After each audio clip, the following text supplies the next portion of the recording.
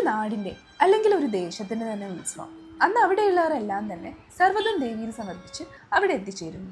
അതാണ് കല്ലൽ ഭഗവതി ക്ഷേത്രത്തിലെ ഉത്സവം. അവിടെയുള്ളവർ മാത്രമല്ല കേട്ടോ, ദൂരെ നിന്ന് വരെ ആളുകൾ എത്തുന്നുണ്ട്. ഇതാണ് നമ്മുടെ ഭഗവതി ക്ഷേത്രത്തിൻ്റെ ഓൾ ഇൻ ഓളായ ദേവൂട്ടി.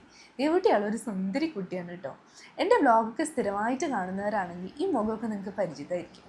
കാരണം വേറൊന്നുമല്ല, ഞാൻ ഈ അമ്പലത്തിൽ സ്ഥിരമായിട്ട് വരാറുണ്ട്.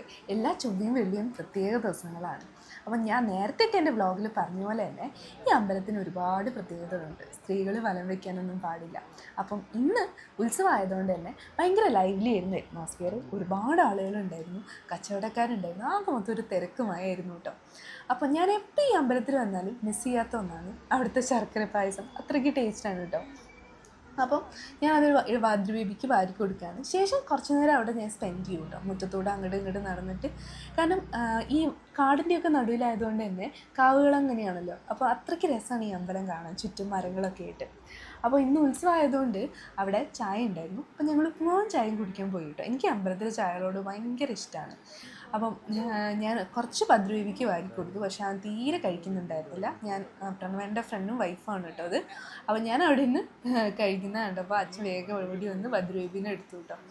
അപ്പം അച്ഛൻ അവിടെ ഉണ്ടായിരുന്നു, അതുകൊണ്ട് ഞാൻ വേഗം ഒരു സമാധാനത്തിൽ എനിക്ക് ഭക്ഷണം കഴിക്കാൻ പറ്റി. അപ്പം കുറച്ച് നേരമൊക്കെ അവിടെ തിരിഞ്ഞു കളിച്ചതിന് ശേഷം അച്ഛൻ്റെ കൂടെയായിരുന്നു ഭദ്രദേവി, അവനെ എടുക്കാൻ പോയി. അപ്പം ഭദ്രദേവി ഒരു കാര്യം നോട്ടിട്ട് വെച്ചിട്ടുണ്ട് ഞങ്ങൾ വരുമ്പോൾ. അപ്പം ടോയ്സ് വാങ്ങാൻ പോയി. ഒടുക്കത്തെ വിലയായിരുന്നു. ഉത്സവപ്പറമ്പിൽ ഈ മക്കളൊക്കെ കൂടുന്നതുകൊണ്ടേ നല്ല വിലയായിരുന്നു. ഞാനാണെങ്കിൽ ക്യാഷൊന്നും കയ്യിൽ പിടിച്ചിട്ടുമില്ല. അതുകൊണ്ട് ഞാൻ അവന് ഉച്ചയ്ക്ക് നല്ല വലിയ ടോയ് വാങ്ങിക്കൊടുക്കാൻ തൽക്കാലം അവനെ കൺസോൾ ചെയ്തു. ശേഷം ഒരു സെൽഫി എടുത്ത് ഞങ്ങൾ വേഗം വീട്ടിലേക്ക് പോകുന്നു കേട്ടോ. അപ്പോൾ ഇടയ്ക്കിടയ്ക്ക് ഈ കതിനെ ഇങ്ങനെ പൊട്ടുന്നുണ്ടായിരുന്നു.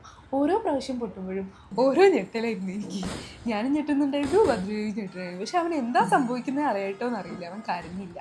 ഞങ്ങൾ ഇറങ്ങാൻ നേരത്ത് അവിടുന്ന് കലശം എടുക്കാൻ വേണ്ടിയിട്ട് ചെലപുര അമ്പലത്തിലേക്ക് പോകുന്നുണ്ടായിരുന്നു കേട്ടോ. അപ്പം പിന്നെ ഞാൻ പോകുന്നത് ഉച്ചയ്ക്ക് ചോറുണ്ണാൻ വേണ്ടിയിട്ടാണ്. അപ്പം നല്ല തിരക്കായിരുന്നു കേട്ടോ, ഒരുപാട് ആളുകളുണ്ടായിരുന്നു. ഞാൻ സൈഡിലൊരു പ്ലേറ്റ് വെച്ചിരുന്ന് ഭദ്രദേവിക്ക് വാരി കൊടുക്കാൻ നോക്കിയിട്ടോ. അവൻ തീരെ കഴിക്കുന്നുണ്ടായിരുന്നില്ല. അവന് ആ കോട്ടും സൂട്ടും മാത്രമേ ഉള്ളൂ. വായാണ് അവൻ്റെ ഭക്ഷണം എന്നാണ് എനിക്ക് തോന്നുന്നത്. ഞാൻ എന്തായാലും കഴിക്കാൻ തീരുമാനിച്ചു. ചോറ് ഇച്ചിരി അധികമായിരുന്നു ഗൈസ്, എന്നാലും സാരമില്ല, എങ്ങനെയോ ഞാൻ കഴിച്ചു തീർത്തു. അപ്പോൾ ആ സമയം അച്ഛനും മോനും കൂടെ ഒരു സെൽഫി ഒക്കെ എടുത്ത് പിന്നെ ഞങ്ങൾ അവിടെ പിന്നെയും ടോയ്സിൻ്റെ അടുത്ത് പോയി ട്രെയിനൊക്കെ വാങ്ങി ഞങ്ങൾ നേരെ വീട്ടിലേക്ക് പോന്നു കേട്ടോ.